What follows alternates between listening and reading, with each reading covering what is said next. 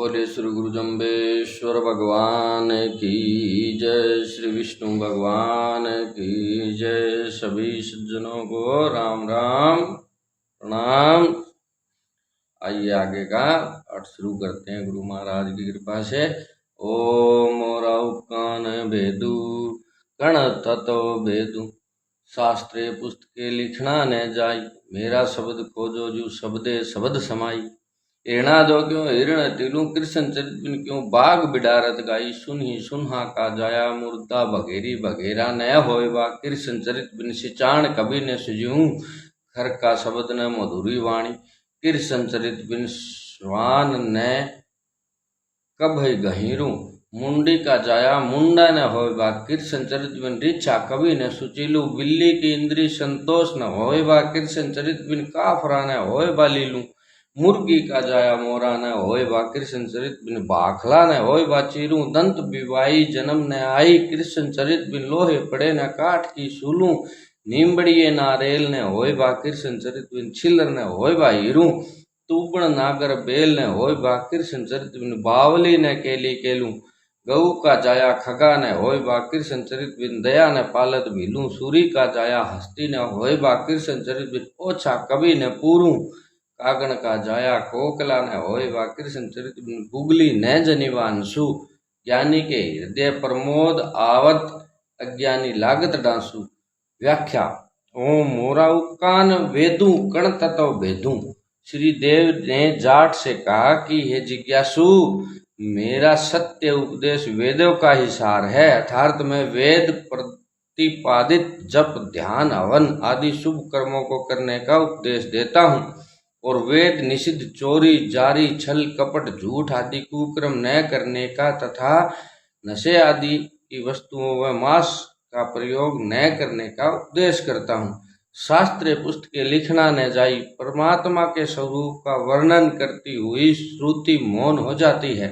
अतः श्री जम्बेश्वर भगवान ने कहा कि ज्ञान स्वरूप परमात्मा के विषय में शास्त्र अथवा पुस्तकों में पूर्णता नहीं लिख सकते।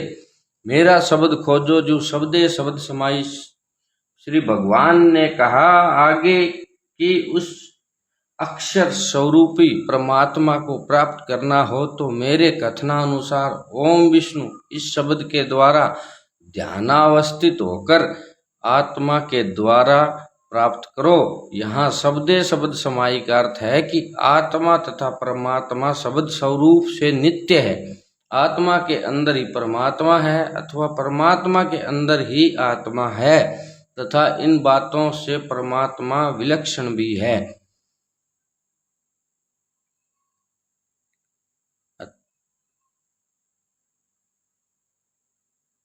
तो वाणी के द्वारा जो भी व्यक्त वर्णन किया जा सकता है तथा प्राकृतिक वाणी से बतलाए हुए जिस तत्व की उपासना की जाती है वह परमात्मा का वास्तविक स्वरूप नहीं है।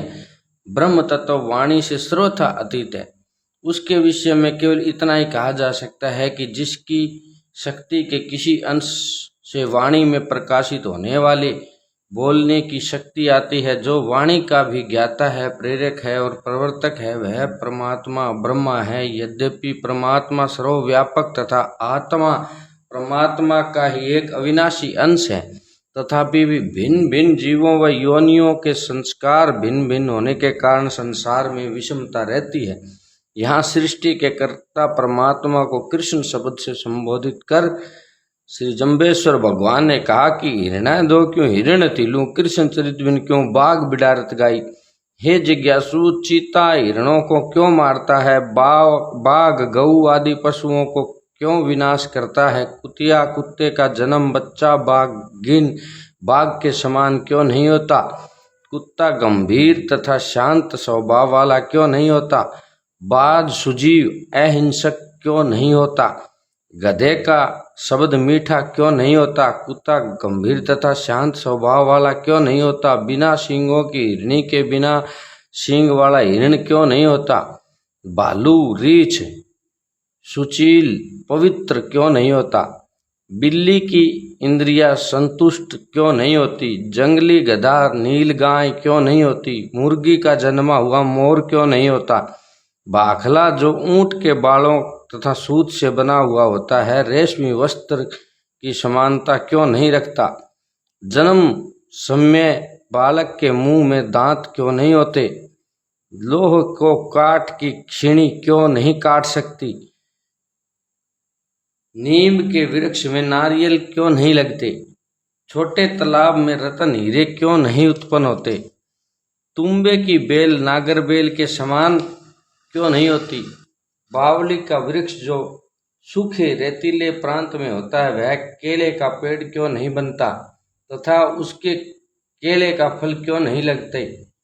गऊ का जन्म हुआ बच्चा पक्षी क्यों नहीं होता?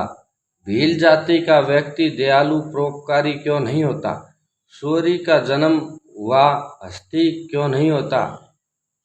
यानी कि सूर्य का जाया हुआ हाथी क्यों नहीं होता? नीच तुच्छ आचार विचार वाला व्यक्ति धर्मात्मा तथा नीतिज्ञ क्यों नहीं होता? कौवे का जन्मा हुआ कोयल क्यों नहीं होता? बुगली के हंस उत्पन्न क्यों नहीं होता? यह भी परमात्मा कृष्ण की सीमा में रहकर उत्पन्न होते हैं, बढ़ते हैं तथा नाश हो जाते हैं। यदि परमात्मा चाहे तो अपनी सीमा को पार कर विपरीत उत्पत्ति, वृद्धि तथा नाश भी कर सकते हैं। जैसे कि श्री जम्बेश्वर भगवान ने विदा जी को सन्मार्ग पर लाने के लिए आग के आम लगाए थे तथा रोटू गांव में एक रात में हजारों खेजड़ियां लगाकर सभी को पूरे पेड़ बना दिए थे। उदय जी भगत की खल को नारियल बना दिया था। इसी प्रकार नरसिंह अवतार आदि अवतार धारण कर कर परमात्मा ने प्रकृति के नियम को तोड़कर बहुत से कार्य किए थे। ज्ञानी के हृदय प्रमोद आवत, अज्ञानी लागत डांसू। जो ज्ञानवान पुरुष है उनको विष्णु भगवान के गुणों व चरित्रों को सुनकर महान आनंद प्राप्त होता है और अज्ञानी मनुष्यों को हरि का कीर्तन व स्मरण अप्रिय लगता है। अतः वे या तो कथा कीर्तन सत्संग आदि में जाते नहीं, यदि भूलकर चले जाते हैं तो शीघ्र उठकर चले जाते हैं। तो यह श्री जम्बेश्वर भगवान की ज्ञानमयी बात सुनकर जाट भगत ने कहा कि हे देव, आपकी बात सत्य है। अब आप ऐसा उपाय बताओ जिससे मेरे हृदय की झूठ व कपट की वासना दूर हो जाए तथा मैं अनित्य संसार से पार हो जाऊं। तत्पश्चात श्री भगवान ने उनको शब्द सुनाया जो कल श्रवण करेंगे। बोले श्री गुरु जम्बेश्वर भगवान की